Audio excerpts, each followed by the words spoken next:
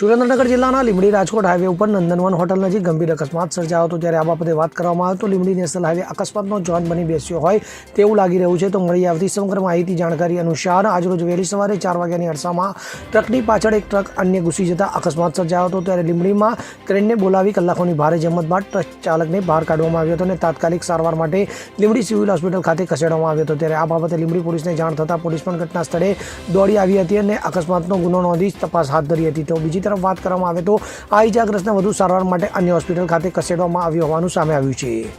કલ્પેશ વાઢેર સાથે CN24 news Surendranagar. હવે જુઓ દેશ દુનિયાની તમામ ખબરો તમારી આંગળીના ટેરવે।